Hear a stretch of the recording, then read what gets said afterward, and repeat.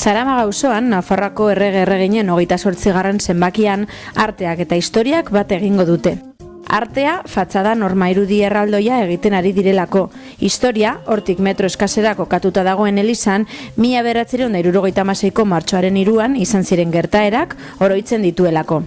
Ideiaren oinarrietako bat mural honetan aurkitzen dugu. San Francisco elizan kokatuta zegoen, baina elizak kentzea erabaki ostean, bertan izandako gertaerek hormairudi bat behar zutela erabaki zuen Martxoak 3 elkarteak.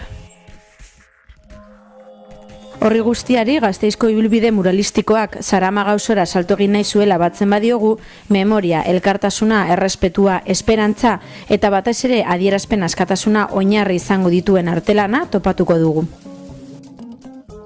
Horma irudia kortxo erraldoi bat da, martxoaren 3ko gertaerekin zerikusia dituzten dokumentuak biltzen dituena. Doa kronologiko da ordenauta, hasieran garaiko argazkiak eta bai obreroen manifestua beraien asamladan topatzeko era eta horregatik ikusten dago jan erdera gehiago dagoela, ez da euskerarik, garaian be bai pixa Gasteizko egoera hori izan.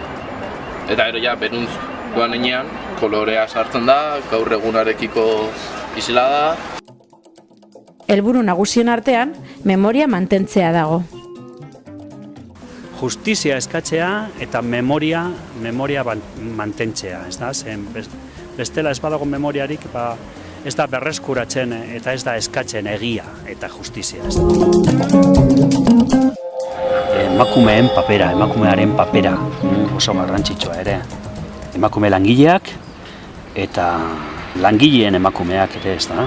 Gero, sarraskia eta esan duguna, transmisioa.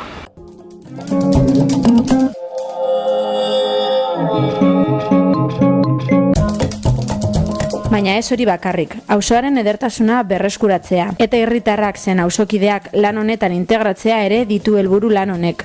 Izan ere, 28 pertsona osatutako lantaldea ari da hormairudia egiten. Javier Hernández Landazabal artista gasteiztarraren gidaritzapean eta Veronika Wermeister muralistaren laguntzaz. Martxoaren 3ko gertaerak mugimendu asamblearioen bidez sortu ziren moduan, murala egiteko metodologia ere asamblearioa izan da. Hasi ginen gure artean elkartzen eta ideiak amankomunan ipintzen. Horretea ziren ideia pilo bat eta guztiak plasmatzea muralan oso nahi zen. Eta genuen pixat aukeratu garrantzitsuenak edo gehien partekatzen genituenak eta gero ja artistak eta Kristina eta Veronika beraien pixaia gehiago zentratu zuten gustatzen zitzaienean eta hortik atera zen gutxi gora bera pintatzen garena. Hori izan da funtzionamendua, herrikoia eta asamblearioa. Eta jaso dituzte aportazio ezberdinak, ez bakarrik artistengandik, baizik eta herriko jendea, pasatzen ari zen jendea, auzokideak ere, etxeko jendea bizi den hor bertan bizi direnak, zaurituak eta auzokidea eta familiarrak, ez da. Horrez gain, historialariak, bakea lortzeko bitartekaria dituak, arte terapiak eta Belfasteko Unibertsitateko transizio justizian aditu bat aurkitzen dira aholkularien artean.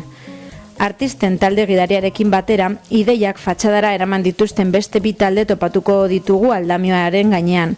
Batetik, Gaztez osatutako Brotxaren brigadak, bestetik, Bolondresak.